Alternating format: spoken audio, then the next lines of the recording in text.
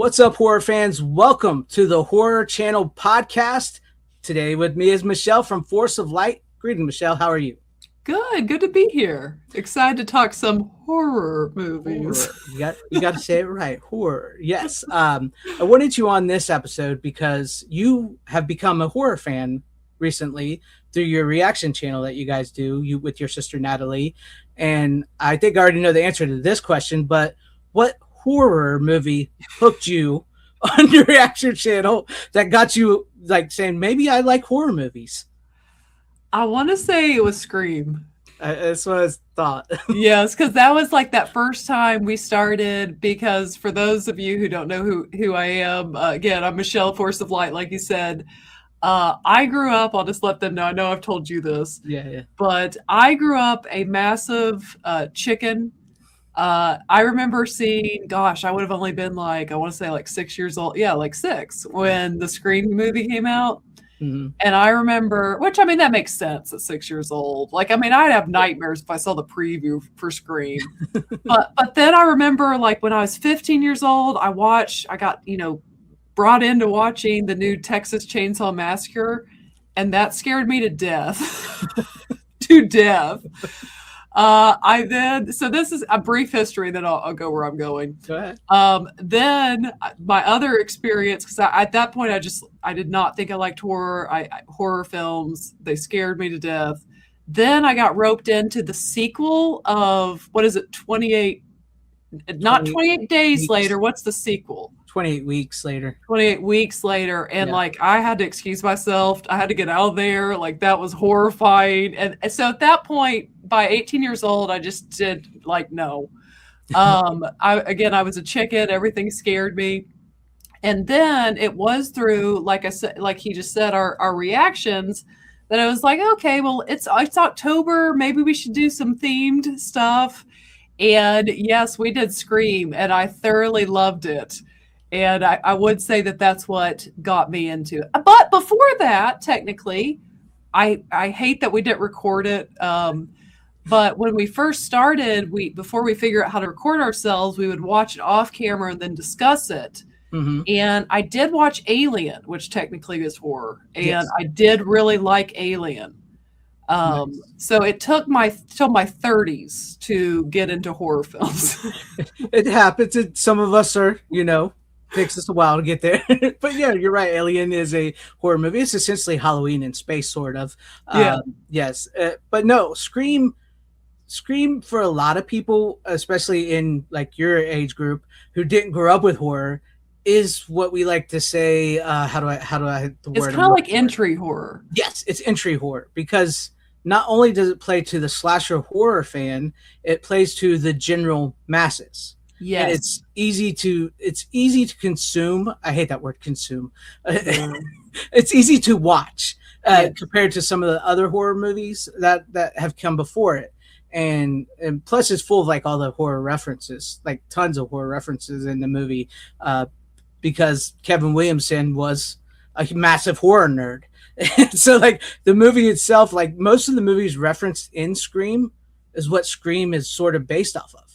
So, yes. So like you get Halloween and all that. Go ahead. Yes. Well, and something else that makes it, I think, like you said, entry level, is there is so much humor in Scream. And I think that's what I initially was like, oh, it was like, because but at the same time, I think of the slasher films we watched Halloween, we watched that first time we started reacting to these, we watched Scream. Mm-hmm. I feel, and I'd have to look back at, I think Friday the 13th, maybe. Mm-hmm. I feel like Scream was the scariest to me, technically. Like it does have its horror, like it is scary in its own way, but it has so much heart and humor that I think makes it very, like you said, entry level, and is very inviting to people who normally wouldn't watch that genre. Yeah, it's true. It's true. And I'm not looking forward to the comments when you said it's scariest that you've seen of us. I'm sure like the other, I don't know. There's something about, for me, well, I guess all three of them, well, not technically the first Friday the 13th, but there's something to, no, I can tell you why. Go ahead. Because I get it that Michael's terrifying, but my brain as an adult is like, but that's not possible. Right. Where with Scream, this is very possible. And that's what makes it scarier to me. Yeah, I get. I mean, and also, I mean, if you wouldn't have, I don't know how much you know about the Halloween movies, but I know there's multiple sequels and everything like that. So, like, if you wouldn't have known all of that with the first Halloween, it might have been more scarier to you. Because I get what you're saying here. Because originally Michael Myers was supposed to be just a man. He was supposed to be like the embodiment of evil, where this could happen, where this guy could. It's sort of that old age, like, oh, the mental patient escaped and now he's killing babysitters, right? So, like, it is possible, but the legend of Michael Myers through all the Halloween movies changed and he became supernatural. And so, like, if you don't know all that, which I think a little bit of it, I don't want to spoil it because you may do reactions to the other movies down the line. So, yeah, I get where you're coming from. And plus, I mean, like, someone like you and Sydney are very relatable characters. Yes. Right? So I get that. But that's so I do want to clarify. That's why, as an adult, but like you said, if I didn't know that and you just believe it is an escaped mental person, that then becomes a very different story, because it is scary. I mean, they do the build-ups very good in that first Halloween. Yes. And all of them are connected, from Psycho to Halloween to Scream. All three of those movies are connected because they're all inspired by one another and they're all paying homage to each other. Like in Halloween, Dr. Samuel Loomis, who's chasing Michael Myers, there's a Samuel Loomis in Psycho. It's the boyfriend of Jamie Lee Curtis's mom, who gets killed in the shower. And then Jamie Lee Curtis is in Halloween. Her mom was in Psycho. And then Billy Loomis is in Scream, and he says we all go a little mad sometimes, and he's a mama's boy, and he's Psycho. So it all connects they're all connected in that slasher genre that way. But you've seen some other horror movies, and I know one in particular that you really, really found you really loved. And we talked about this before on your channel, The Shining. Tell us a little bit what grabbed you about that movie. I mean, I guess it's just maybe Stanley Kubrick. I don't know. I just feel like The Shining, from the opening shot with that theme music kicking in so intensely, it's like it captivates you and it never lets you go. Like, because I remember my niece had already seen it, and I was like, oh, because most horror films I feel like are 2 hours under. Yes. A good horror film is about 90 minutes. Yes. And I noticed the time on it, and I was like, oh, like it's like almost 2.5 hours. And my niece was like, you will not be bored. And I was like, after I watched it, I was like, nope, not for 1 second. So yeah, I think there's just The Shining special, and we'll get into it, I'm sure, but I feel like that probably is just especially since Stephen King hates it, and it must be the magic of Stanley Kubrick. It's gotta be. I mean, I get where Stephen King's coming from, because he wrote the original novel and it departs a lot. And we talk about in today's day and age, like, source material. You have the source material, do it right, but something that I think Stanley Kubrick understand what it needed to be. And that's something that with like Stephen King is like, if you ever watch a lot of his movies, is like a lot of these movies, his stories are good, but these guys that make the movies tend to see them in a way where they can take what he wrote and make it into a movie for people to enjoy, and in some cases they're good, and in some cases they're not so good. And The Shining, I think, is just one of those movies, like Stanley Kubrick's directing, the unnervingness of it. Like, everything is weird in the movie. Everything just feels uneasy from the beginning. Yes. There's like things in the background, things that you see, doors that go nowhere. It's just all very creepy to begin with. So, yeah. Well, it's like it's both. Even from the very first shot, it's beautiful, like it's this water and it's very pretty, but then that music kicks in and it's unnerving. And I think that they keep that throughout the film. Like they're in this beautiful place, and yet something feels so unnerving throughout the entirety of it. And that's even added with the way whoever did the film, the cinematography, and the way he shot things, everything is just, it's so beautiful in that film. And then also, you correct me here, you know way more about this genre than I do. I feel like that's one of the only horror films that like it's exclusively shot so bright. Like they're always in light. And yet it's like the most terrifying horror film that there is almost. It's true.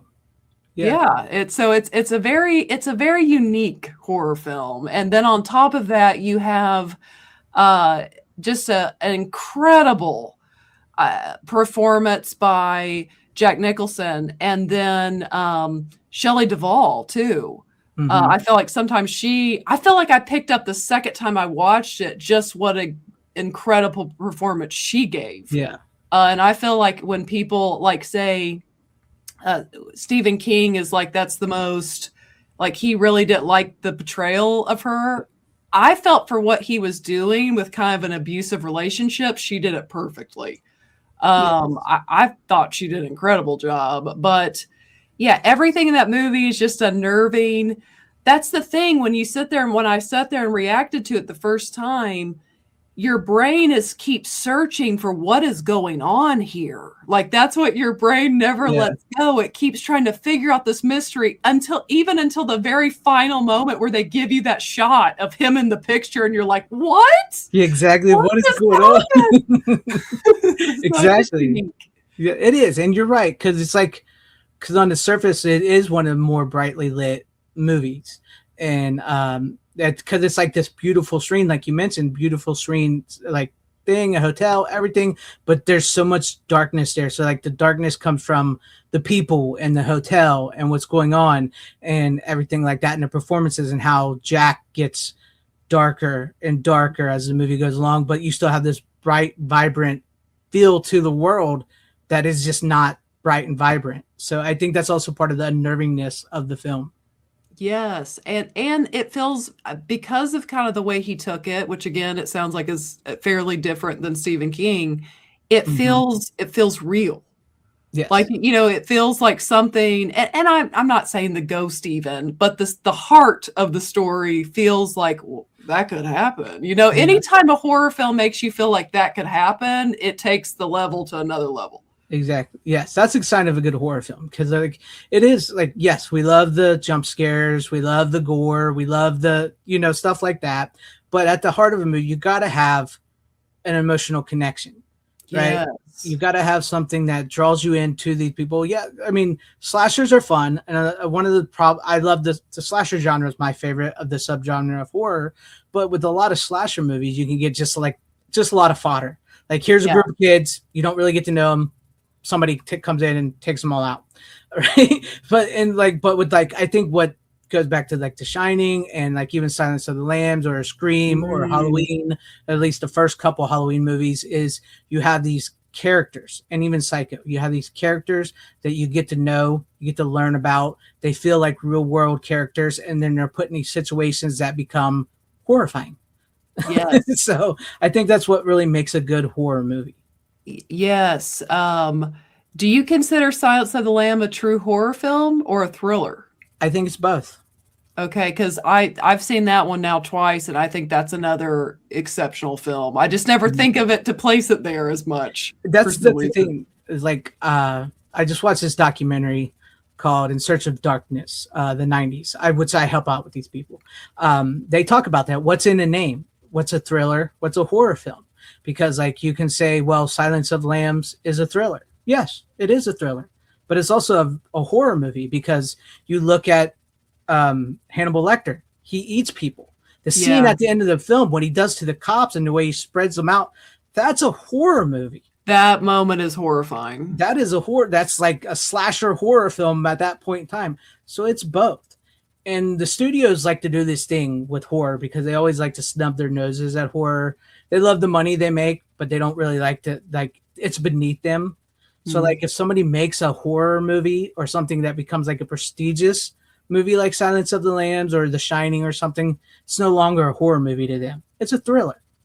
Oh, it's a thriller. So they can sell it to the general masses. Yes. Yeah, that makes sense. Okay. So if Silence of the Lambs, see, that's another great one then. So I discovered I like that. That one's kind of more on level of The Shining. They keep things very serious. Yes. As far as that, I mean, The Shining's more chaotic and you don't know what's going on, but Yeah. Silence of the Lambs, obviously he does such a phenomenal job and gets recognized for that, all the time.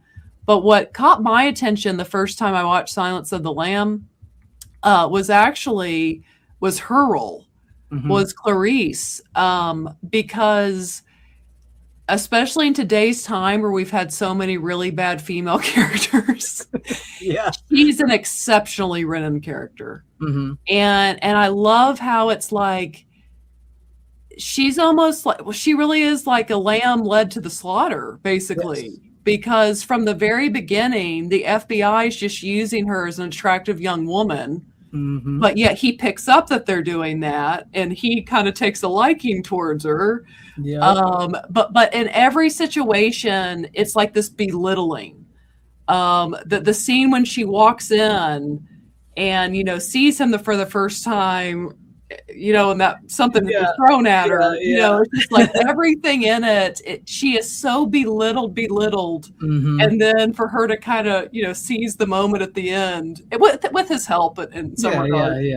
But yeah, that's an exceptional character, which leads me, I think, to something I probably discovered I did is, like I said, in an era where there's so many crappy female characters, horror films have like all the good ones. Exactly. That's something I often get frustrated with myself as well, is because like you mentioned, you hear so much nowadays is we don't have strong female heroines and we got to do this. It's like, I'm a man and I've been watching horror movies since, like you said, you were 6 years old. You couldn't watch Scream. I've been watching them since I was 6 years old, and I shouldn't have. But like, I've been watching these women kick the crap out of 6 foot big monster guys and winning, and I'm rooting for them. I never once do I feel like, she's a woman. She's going like, why is she get to win? Never once do I ever feel that way watching this, right? I think that's another thing, like we mentioned, where the studios look down on horror is like they don't look at these women as like heroes, because they're often No, they don't. They don't, because like, yes, there is nudity and some what do you call what's the word I'm looking for? Not exposure. Just kind of I can't think of the word. I know the word. It's like right there, but I can't think of it. It happens. It will come to you. It'll come to you. But like, yes, exploitation. Yes. Okay. Yes, there's exploitation in horror films, but I think that leads to what people seeing, because they know it's something they're not supposed to be seeing. I think that leads to exploitation, leads to the scariness of it, the horror of it, because this is bad. You shouldn't be seeing these women and these guys doing these things, and something bad, like that's like the rules, like you mentioned. Screen, like never have, because that's a big no, because that's like purity thing. You're not supposed to do that, and bad things happen. So yes, don't do drugs. Don't do drugs. Like that's part of these horror movies, but like these women overcome that and they fight back, and usually it is the purest of them all. That it's basically good versus evil, and good always wins. And sometimes it's like, I guess you could go back to the old adage of it's the virgin purest girl that like wins, and most of the time these girls kick butt, and I have no problem rooting for them, and I hate that they're often overlooked like this. So well, and the reason too it works better with horror to pick a female is because if Ghostface comes barging through the door of Arnold Schwarzenegger in his prime, like exactly. Okay, it's not very scary. But so it works better with females in that sense, just because we are physically weaker than men typically. So it just works well in that. But like you said, they still very much have agency. And like, say, especially, I think that is why, as far as slashers are concerned, I do love Sydney is my favorite. Because she's definitely not a weak person. She's a very bold woman. Even going back to the first one, and you just find yourself rooting for them. You do. Well, in another one, I mean, one of the greatest, I think, female characters ever is technically in horror film, being Sigourney Weaver's Ripley. Yep. I will have to say, as much as I love Sydney, the moment in Alien when She's already flipped the switch, so the thing's going to explode. She knows that that thing is somewhere. Mhm. And she comes around the corner with the cat, Joan's cat in one hand, and the fire torch in the other. You're just like, yes, Yes, yes, let's go. yes, we root for them, and it's so many. I hate when people try to say, "Oh, you guys would never root for Ripley nowadays." Yes, we would. We were rooting for Ripley back then. We never stopped rooting for Ripley. Well, and what again? Back to good writing. Ripley, from the moment the movie starts, they keep showing you she's very capable. Mm-hmm. It's like the slow reveal, but you see she's like a very capable person to where the end feels believable, if that makes sense. It does, because when you first watch Alien, you're led to believe that it's Tom Skerritt's character, the captain of the ship or whatnot. You think he's the star. You think he's the guy. But as you watch the movie, as you slowly watch the movie, you see that Ripley is on up and up. She knows what to do. She's telling pretty much everybody what to do. And it comes down to her because she's the most reliable, the smartest one of them, and the one that knows the best of what to do for all these characters. And it's not done in your face like, oh, see, like she's the greatest. No, it's done slowly. As you get into the movie, you realize, oh, she's the one. She's the one. So yeah, I think it's masterclass in that. And then they just in like Aliens, the sequel, which is a little more action oriented, she really amps up the thing. And plus, you don't get like with Michael Biehn, who she gets with in the second one. Everything, he's not, he's not feminized. He's still a man. He's still a man and everything. But he also knows like this chick knows what she's doing. I'm gonna trust her. Yes. So yes, they make both of them very capable. Mm-hmm. Yes. Now I know also going into another direction of horror. I've noticed you like comedy horror. Yes, comedy horror is really funny. Like they need to make more of those, honestly. Mm-hmm. I mean, like you liked Tucker and Dale. You thought that was pretty funny. Tucker and Dale was really funny. Yeah. Shaun of the Dead was really funny. Yes, Shaun of the Dead is great. If there's something about blending the comedy with the horror that works so well, especially in those movies. I don't know if you've seen it, but I definitely would recommend the movie The Final Girls. Yeah, you've told me to watch that. I need to. So it's a comedy. It's a comedy. Without trying to spoil it too much, you've seen the first two Friday the 13th. I know you've seen that. Yes. I mean, it helps if maybe you've seen the rest of them. Okay. But it really harkens back to those first two, really. So what it is the basic part of the story is like there's this girl and her mom was an actress in one of the 80s slasher films like Friday the 13th, part 1, I think. She dies. Her mom dies, and it comes up on the anniversary of her death, and they're celebrating the movie she was in. And so her and her friends go to the theater to watch it, and they get sucked into the movie. Oh, so they go into the movie, like kind of like, I don't know if you've seen Last Action Hero, but it's kind of, well, you should watch that one too. So they get into the movie, and so they become part of this like Friday the 13th Jason movie.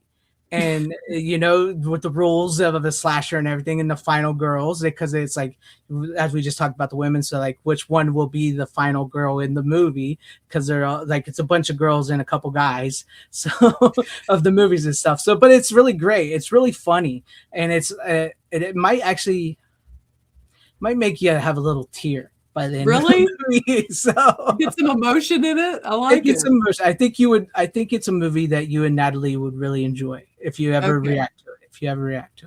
Yeah, we'll have to then. Yeah. You should do that. But yeah, Tucker and Dale was really, really funny. It's just like this absurdity of like these kids are killing themselves all over my property. The fact that they can make someone going into a wood chipper funny is actually pretty talented. Because you just can't help but laugh the way it's done. It's true. Then he goes, "You all right?" He's wiping his eyes. You're like, "No, he's not all right." No, but yeah, I mean that's like a great example of like, because it's horrific and bloody and everything. It's like everything you would see in a horror movie, but it's also very funny and it's very well done. It very is. well done. Yes. I would also recommend the movie Behind the Mask: The Rise of Leslie Vernon. Oh, I've never heard of that one. Okay, it's been 20 years later, and they're finally going to make a sequel to it.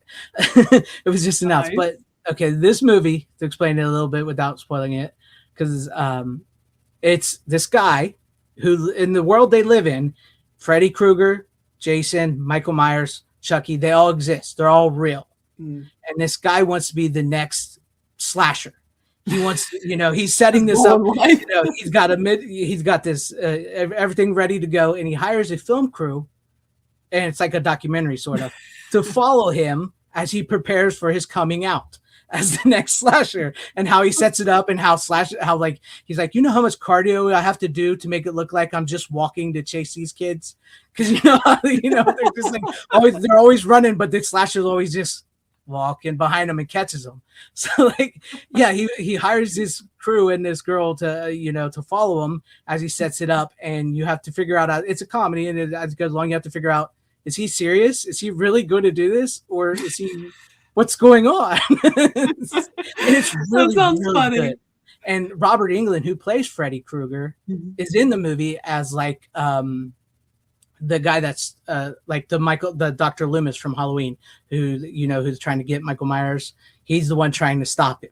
So, but is it real or is it not real? So you got to watch it to see. You have to watch it to see. But I think you guys, since you like horror comedies like Tucker and Dale, I would put that movie and The Final Girls on par with those. Okay. Yeah. With all as as many horror films as we get, they need to intentionally make a few more comedy ones. Yeah. Because I do like those a lot. They do. I actually too, my brain, it goes everywhere. I was thinking of what technically I think first started my love of technically horror, but this I feel is very entry level. Okay. Scream got me into slashers and really got me going. Yeah. But would be Stranger Things season 1, because that's it's like intro. It's entry. It's what we call gateway horror. There we go. It was a gateway drug to leading into Scream. I would say so, yes, because when we were kids, we had shows like Are You Afraid of the Dark? Yes. Or Goosebumps and Goonies. We had Goonies, and another movie I know has been recommended to you, and I think you should watch as well, The Monster Squad. People have said to watch that. Yeah, so the Stranger Things is all sort of pulling from that. It's like the Monster Squad, Goonies, the Explorers, and stuff like that. So that's what it's pulling from. So and that first season is actually, it's much more grounded than the other seasons has become. So that first season I would say is a gateway horror show for and season 4. Yes, really leaned into it. So that was, I think, my gateway, and then Scream really elevated it, and it went off from there. Yeah. And season 4 is basically Nightmare on Elm Street. Yes, it is. Yeah. So, and once again, Robert Englund even plays Vecna's dad, so he's Freddy Krueger's son. But I know you did like Nightmare on Elm Street 3, Dream Warriors. Yes, I did. I feel like I enjoyed it even a little more than the first one. I don't know if that's common, but yes, it's considered the best. Oh, okay. Yeah, it's considered the best of the franchise. The first one is great. It's a great horror film, but the third one really pops off. There's just something about it that so many people have latched onto over the years. It's usually when people say, "What's your favorite?" That's the one that everybody says usually. So okay, yeah. So I would minority there. Yeah. Well, the third movie is great, so you're not a minority. But I would also recommend Wes Craven's New Nightmare, which I think we've talked about before, which is the 7th film. You don't technically have to have seen all the other ones to see it. It does help. Once again, it does help, but you don't need to have seen the other movies to see it, as long as you've seen 1 and 3, because it ties into those more than it does any of them. Okay. And it's not the first, but it's one of the first mainstream meta movies. It's a precursor to Scream. Got you. Craven's New Nightmare is a precursor to Scream. I feel like I've actually watched videos where did that not, it wasn't was it massively successful or not so? The New Nightmare? Yes. No, it actually bombed in the box office, but over the years it's people's like, oh, this is really good. That's what I Yeah. thought, because I feel like I was listening to someone as probably I was probably going down the Scream path, and I think they were saying how like that kind of, yes, like it really set up, like he really got kind of his grounding from that to be able to go Mhm. into Scream, even Yeah. though that's not as wasn't as appreciated at the time or whatever. Yeah. Whereas like Scream focuses on horror fans Yeah. going into a horror movie. Wes Craven's New Nightmare focuses on the people that make horror movies.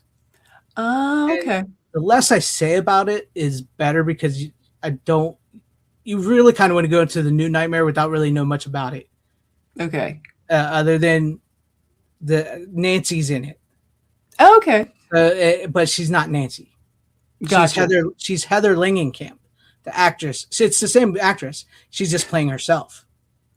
Oh, okay. And that's about it. I don't want to say anything else because I think the less you know about it, the better the experience of the movie will be for you. Okay. Yeah. Yeah, Yeah. I'll have to check it out. yeah, I would definitely check into that one. Now, as somebody who's becoming a horror fan and getting into slashes and everything, there's certain movies I suggest for people who are getting into horror to watch. And you've watched some of them already, like you mentioned, Halloween, Nightmare on Elm Street, Shining, and all that. And some of these movies you more than likely won't like, but I tend to like suggest these movies because like the classic movies because it's like they talk about Spielberg and Scorsese and stuff like what some of these directors from like Toby Hooper or George Romero created. They were like the Spielberg and Scorsese's of horror. Now I know you were scared of the Texas Chainsaw Massacre remake. I would suggest, even though I don't know, I would say you probably won't like it, but I would say watch the original Texas Chainsaw Massacre uh, because how that movie was created on such a low budget and the way it was shot, it's a master. Like if you're into film, like want to know about film, watch that movie because it's a great independent film, like what you can do with a very small budget and a very small cast and how you can make people think. Because like so many people think like the Texas Chainsaw Massacre is this dirty, bloody horror, just like horrifying movie. Mm-hmm. When you really and also why I recommend these movies too, because when you really watch them, sometimes they're not as bad as you think they are. Sometimes they're not as bloody and gory. Matter of fact, there's really not a whole lot of blood at all in the Texas Chainsaw Massacre till near the end of the movie. Okay. So it's mostly like mind tricks because you're seeing this house and this guy with this chainsaw and what's in the house. So your mind starts putting things in your head. You know what I mean? Like, Yes, oh, absolutely. so they do this and they do that. And so you think you end up seeing something you're not seeing. Interesting. Well, let me ask you this. Was the remake more brutal than the original or about on par? I would say the remake goes into the territory where they try to add in the more gore, the more nastiness of it and everything. It's actually a decent remake. It's one of the better remakes. But I think the better movie is the original because of how it was done. As like a film fan and a horror fan, I just the master class that went into that film and how it was done is incredible just to know about it. So I would recommend that. I would recommend The Evil Dead. Once again, another very low budget independent Sam Raimi. I know you know Spider-Man movies. You want to see where he came from, right here. Evil Dead 1 and 2 and 3, The Army of Darkness. But Evil Dead is the one where it's like it's almost a non-movie, but it's a movie. And I say that because they were just throwing everything into they could. So like, it's not perfect. It's very rough. It's very goofy at times, but it's also very horrifying at times. So that's where I often come from with these movies is because I'm coming to them as a film fan and wanting to know how these films were made and stuff like that. So like, I would say The Evil Dead. Like you said, I mentioned some of the ones, Scream, Halloween, and all that. The Exorcist. I would say watch The Exorcist. So, yeah. I mean, that's a movie in and of itself that is, I'd be interested. I would honestly be interesting to hear your thoughts on an Exorcist, being that you are a Christian and everything. Oh, I hear like ultimately with that, like I would enjoy where it goes. It's just, yeah, I have watched The Conjuring though. Yeah, The Conjuring is more like Exorcist light. Okay. Like, dang. So, yeah, you gotta get into the classics a little bit, but The Conjuring, I mean, yeah, they're for the better part, they're good. I would also recommend Night of the Living Dead, Dawn of the Dead, and Day of the Dead. Is that Romero? That's George Romero. Okay. Yeah. Night of the Living Dead is an all-time classic. It's I go back and forth between Night and Dawn so much. It depends on which one is my favorite. And people will always lie to you about Night of the Living Dead, saying like, "Oh, it's because the man was a black lead, and that had absolutely nothing to do with the movie. It just happened to coincide with some stuff, and it worked out perfectly in favor that way. But the movie is not about that. He was just literally the best actor for the role, and he got the part. Yeah, that's literally. It's more about like how George Romero, because like George Romero is one that says something in his movies. Like he does put the messaging in there, but he puts it in there in a way where it's like it's not upfront in your face.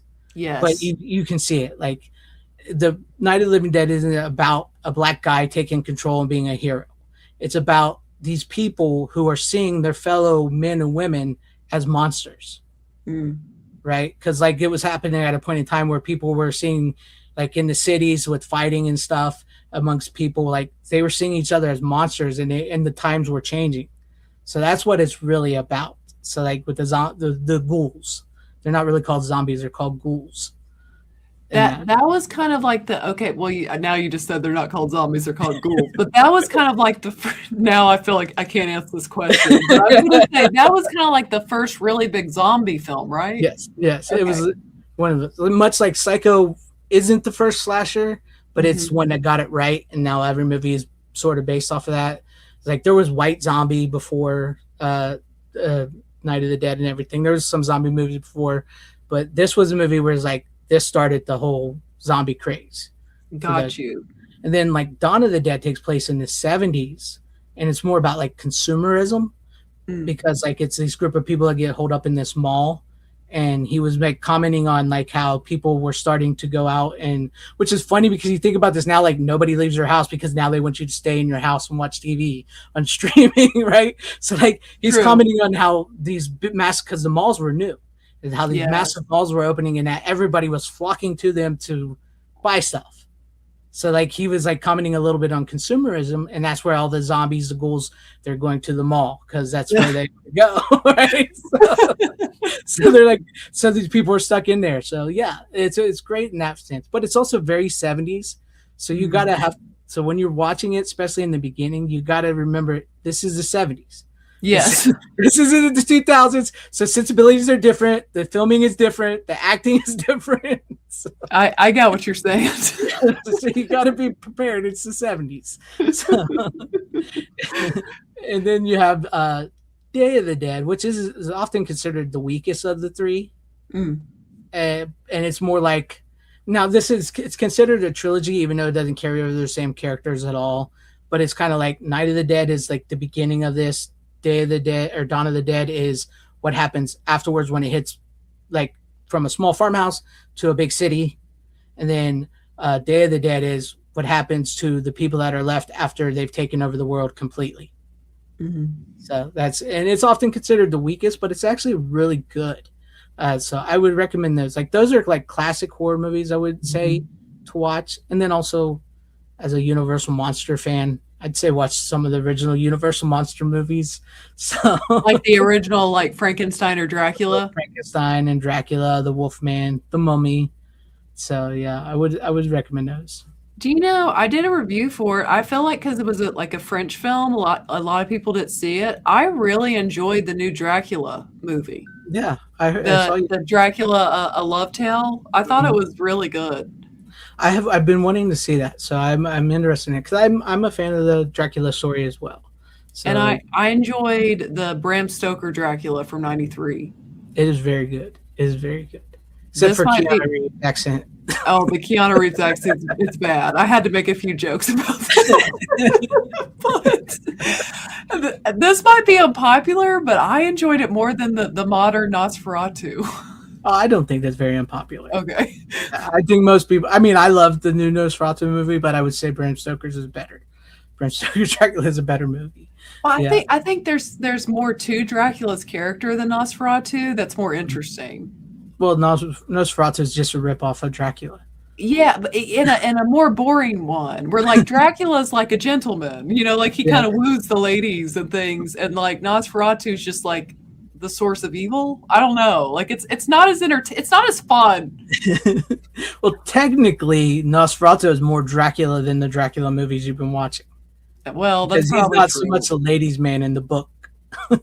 You're like, the ladies do not like this man. He's much more evil and dark and monstrous than he is like the Dracula movies. Like starting off with the Bela Lugosi Universal Monster movie, and then the Hammer horror movies is what really made him a sex symbol, I guess you could say, because of the way they're presented and the actors they chose as the movies went on and as made more Draculas and stuff.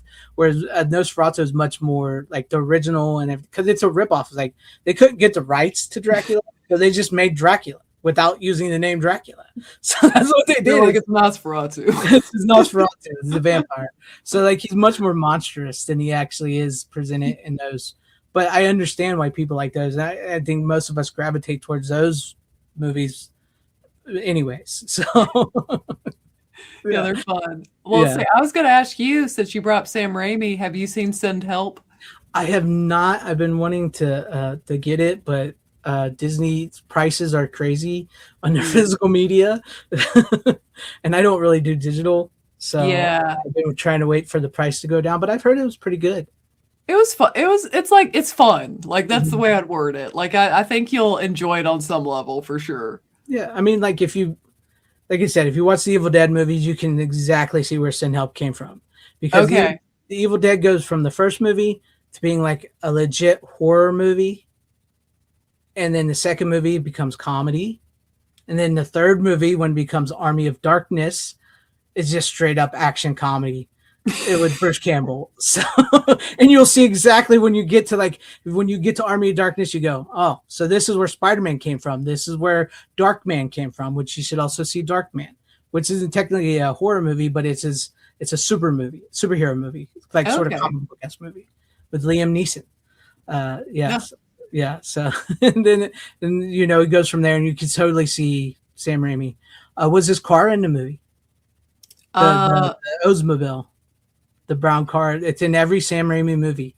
It had to be in it, but it must have been in the beginning or the end, because the rest of it is them on the island. Well, he also did a Western with Sharon Stone and Russell Crowe, and the cars in the movie.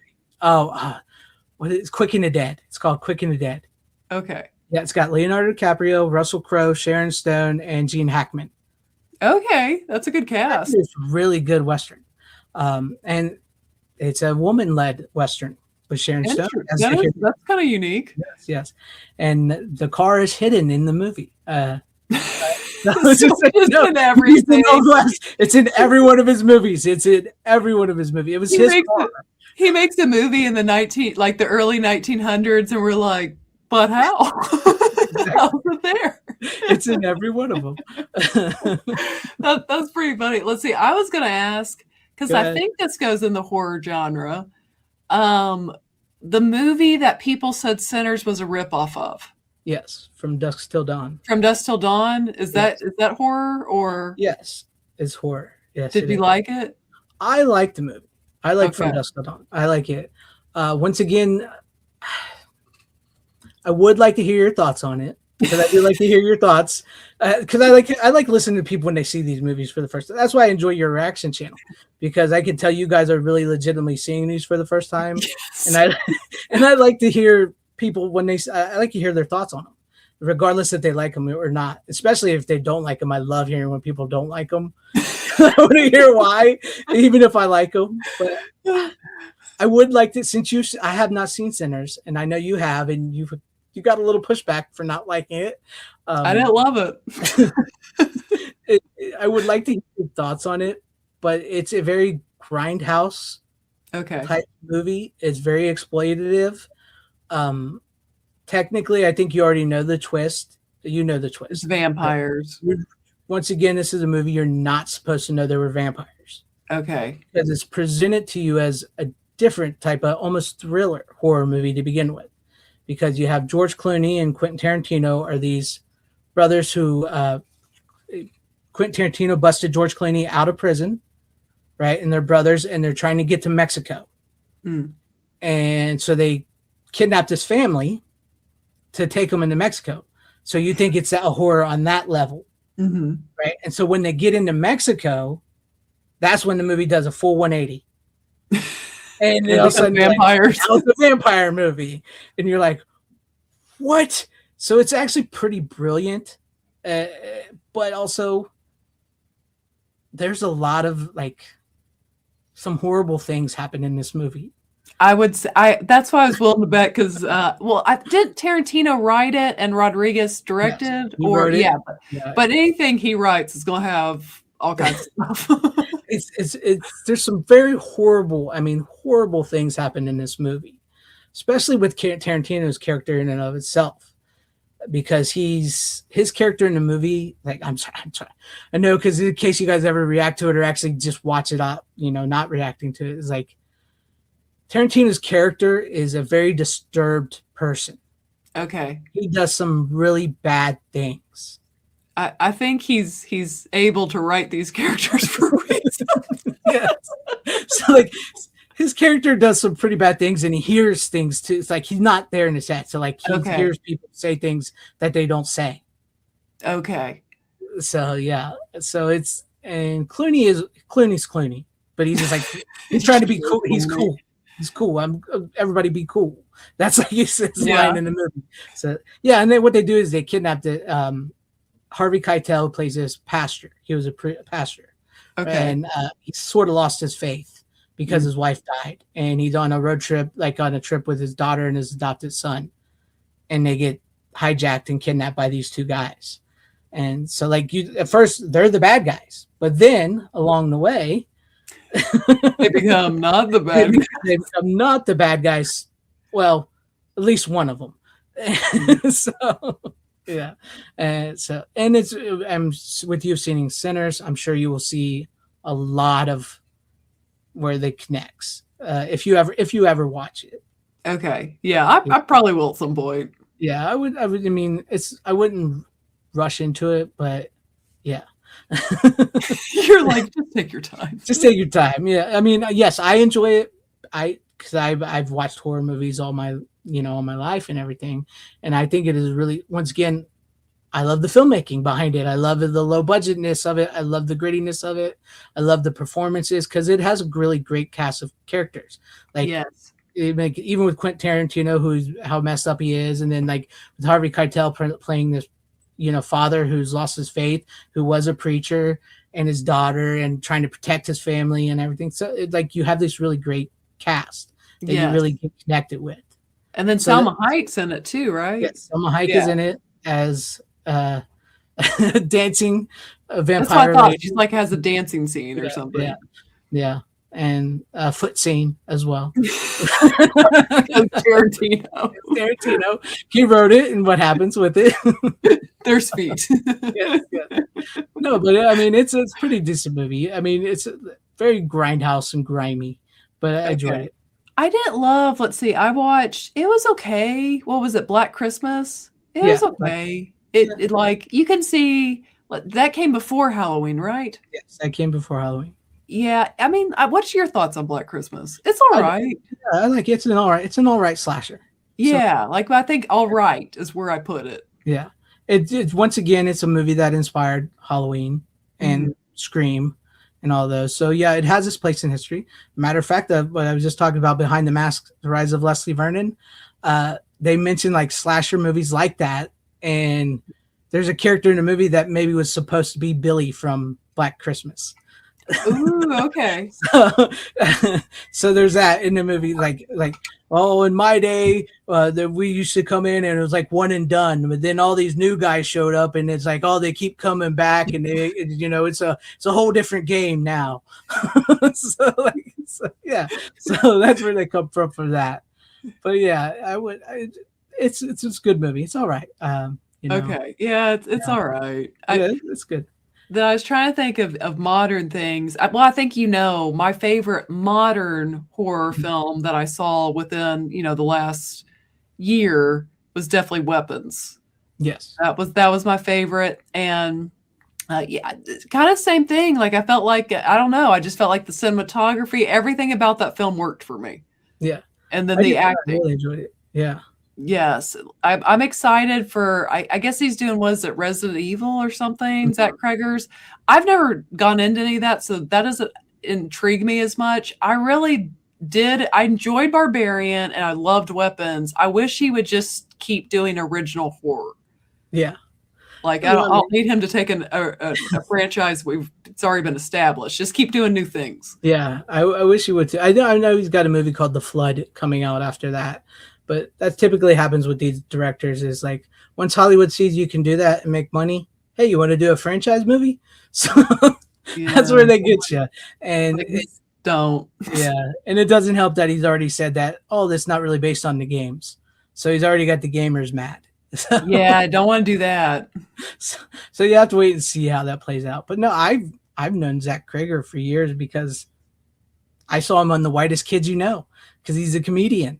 Okay, yeah. So yeah, and I think that really, like, I like that he has comedy in his movies. Like each Barbarian and Weapons both make you laugh like a decent amount, but then they're also terrifying. Yeah. Like it's both. Yeah, it's because when I watched Weapons, because I was hearing people saying, "Oh, it's a comedy," because I heard people say that, and I'm like, I watched it, and I'm like, this isn't a comedy. Yeah, does it have parts that make you laugh? I'm like, no, this movie is a horror movie. It's very much a horror movie, and people were saying it's a comedy. I'm like, no, because like some people I was talking to, I was like, this is not a comedy. Not one iota. No, like I think that's kind of weird too, because it's like horror films are like, even go back to Scream, they're allowed to make you laugh. Like you can do that, and he does it well. I mean, you really like in Weapons in particular at the end scene. I mean, the entire theater just erupted in laughter. Yeah, I mean, it was funny, but the whole throughout the movie, you also heard him go. And like gasp, and like so. I mean, it's a horror film. It is. I mean, when she falls asleep in the car, oh, that front door opens. I think that's what I enjoy too. What I've learned I love about horror films is the tension building, and I think Weapons went back to just like that moment. The fact that they can just pan it, the camera can just pan in on that door. And they pause there, and then it opens, and you're a little unnerved, but you can't see anything. Yeah. And then a woman comes walking out like this, and then everyone's just in a total collective gasp of what is about to happen. And then it just the tension keeps going throughout that film. I love, that's what I really love in horror films is the tension and what they build towards. Exactly. And the way that camera, it never moves. Yeah, stays on her. So like you see that, and it comes, and then like she's gone for a minute, and you're like, "What's going on?" And then all of a sudden you hear the car door open. Oh, like, she's in the car. Oh yes, no, that's why I'm saying that film. I feel like even the cinematography, everything about it was exceptional. Of a movie. Yeah, no, I'm excited for anything else he does besides this video game movies. And they're making a Gladys prequel, so yeah, they are, and it's kind of like, I don't feel that we needed it, but will I go see it? Yeah, I will. It happens. I mean, like I said, if you're a horror fan, regardless, you're going to go see these. Even you'll even get mad. Like there's so many movies where like, oh, there's 13 Halloween movies, there's 7 Scream movies now, which I never imagined there'd be 7 of them. there's gonna be 8. There's gonna be 8. There's like 10 12 Friday the 13th movies, 7 Freddy movies. So like, yeah, not all of them are good. Not all of them are good, No. and sometimes you'll see them in regardless, and you'll not like them, but then you'll see another one and you go, okay, that one was better. So Yes. yeah, yeah, Let's see. I was going to ask you because I've got one I just watched. Do you have any? But then again, I know you're not into streaming. yeah. Are there any horror TV shows that you really like? Outside of Stranger Things, which I've seen. Newer wise, I don't know if there's any newer wise one I could say. Like I know X Files, I would put that. Oh yeah, I love Yeah, X X Files. Files, Stranger Things, Tales from the Crypt. If you've never seen, I would say I haven't watch watched Tales from the that. Crypt. Yeah, those are great. Those are good stories, and they're coming to Shutter. So if you have Okay. the Shutter streaming service, they're coming to that all 7 seasons. Yeah, they're these little like morality tales based off of EC comics, which were horror comics, Okay. and so they're done by like Steven Spielberg, Joe Dante, big directors. Like even Arnold Schwarzenegger directs an episode, and it has stars, celebrities, in the episodes. They're like 30 to 35 minutes long, little horror movies done like that. You have to inbox me this so I remember this. Yeah, so Tales from the Crypt I would recommend is a great horror show. The movies are good too. If you see, they made two of them. Okay. The first one's the best. The second one, it You're has like, its moments. It has its moments because the first one's called Tales from the Crypt, which I don't know if you watch because you don't like these type of movies. Tales from the Crypt, Demon Night. So demons. there's demons in it, but it's also very funny Okay. because Tales from the Crypt it has a like humor to it. Their humor. So like the Demon Night is once again it's about these group of people in this small hotel out in the middle of the desert who get surrounded by demons because there's this man who has this key with the blood of Christ in it, and they want it. The demons want it. That's the movie. So, Okay. so I can do that. yeah, but there are demons in it, and like the main villain played by Billy Zane. Oh, Billy Zane. He steals the movie. He I'm is so sure. funny. I mean, it's so wrong because he's pure evil, and you find yourself like, I want to see more of this guy. You're like, give me more of the evil dude. Yeah, he's like, you kind of miss him when he's not on screen. And Jada Pinkett is in the movie. And she just may happen to be the final girl. So Okay. so, Okay. Gotcha. yeah, and it's one of the roles where you can actually stand her. You know what I mean? Okay. Yeah. Yeah. Yeah. That's a tall order. Yeah. And then the second Tales from the Crypt movie is called Bordello of Blood. It's about a bordello of vampire women who lure men in, and you know, Get some blood. We'll put it that way. Let's see. I just watched. It was the first thing that I think I've actually like. It was the first original. I never watch Netflix. Like I really need to cancel that subscription more often than not. Yeah. But all three of us, my sister, my niece, and I, we were all together one weekend, and we ended up watching it all.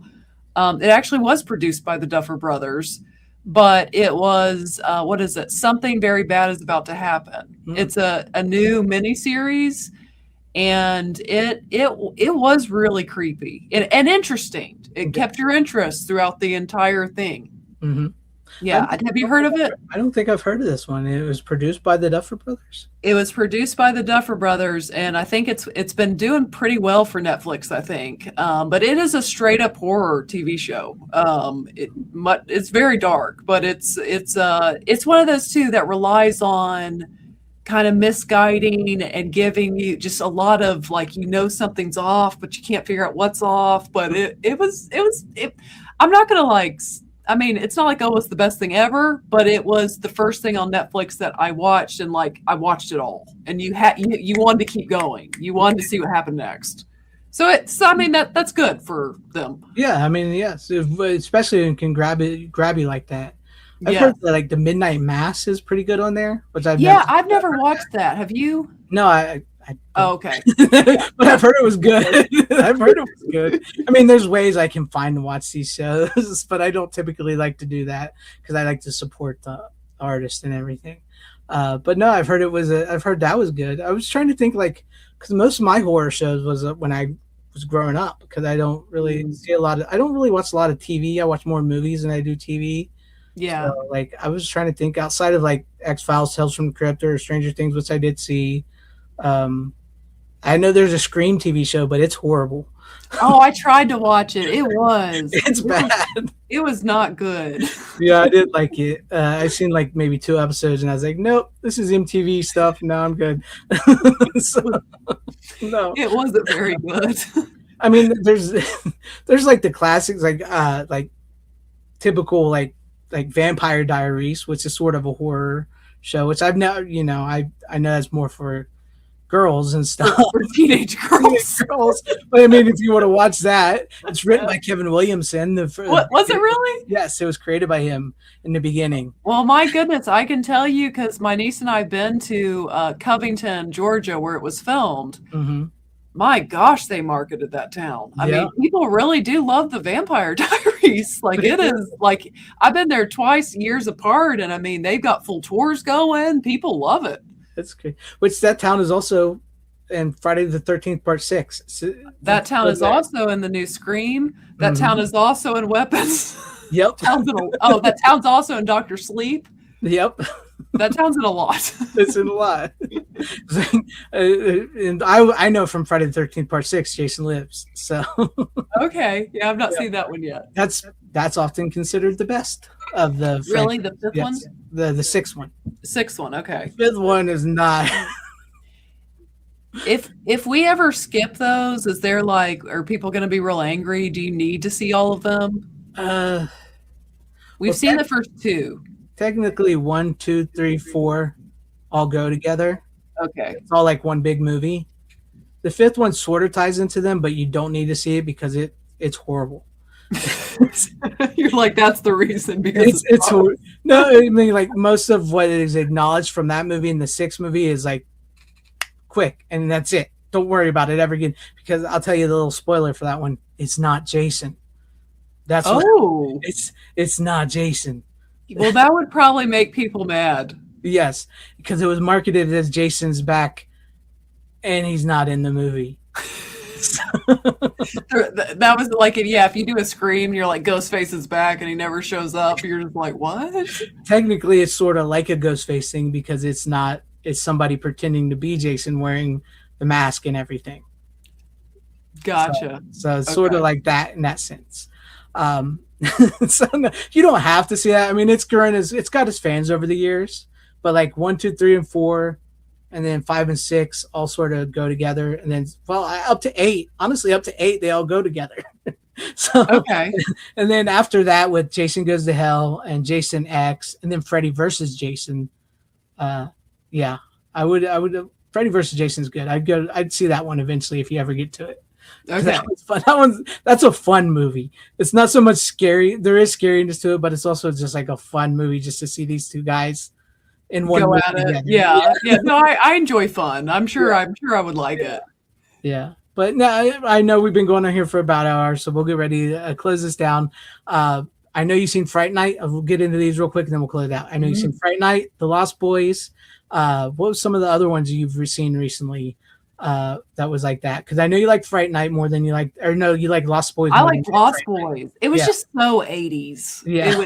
It really was. I mean, I know the other one was too technically, but I'm trying to pull up. Let me pull up what we did. Let's see. Trying to pull up which ones we watched. We watched so much that I forget. Where are these? Let me keep going. Yeah, because we did let's see, here it is. Yeah. This past time we did Poltergeist. Mm-hmm. We did Fright Night, Tucker and Dale versus Evil, Nightmare on Elm Street 3, and The Conjuring were the ones we did. And Misery were the ones we did. Misery's great. Misery was fantastic. Yes, it's a great movie. Mr. Man.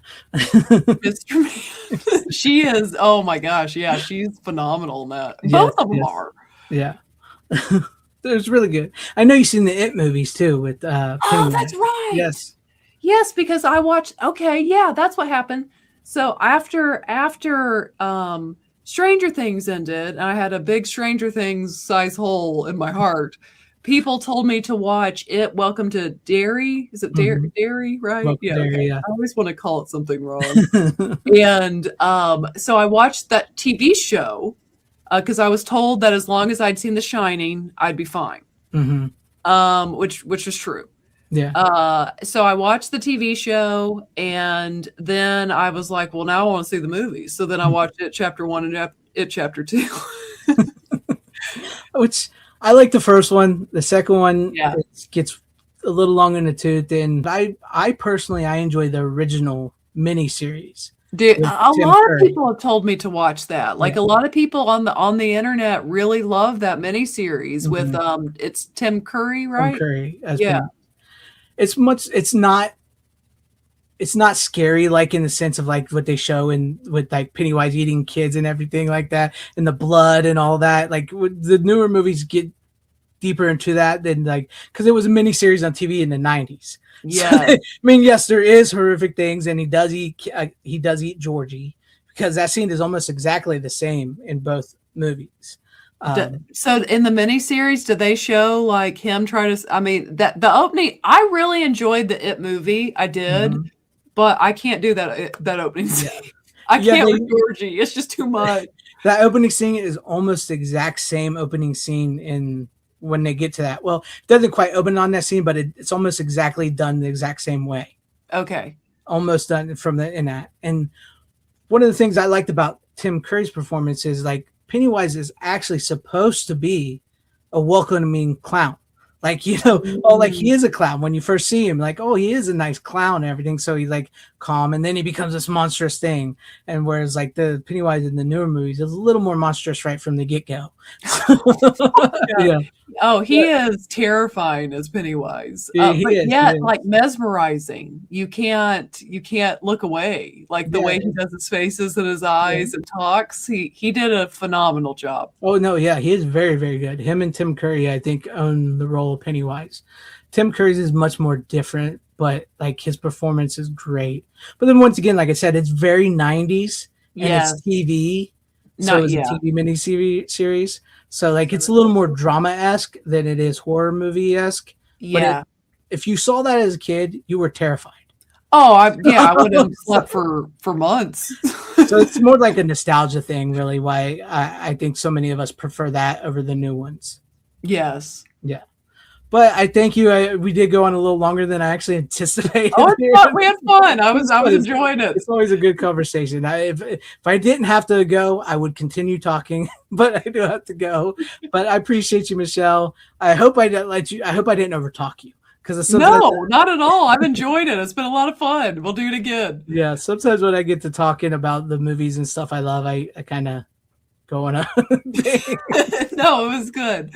But I appreciate you. Thank you guys. You guys, make sure you subscribe to Force of Light if you like reactions, reviews, and all that from a female perspective. Yes. Yes. And make sure you guys like, subscribe here, and share it out. Watch some horror movies. Have a horrific day, and I'll see you next time, guys. See you. See you.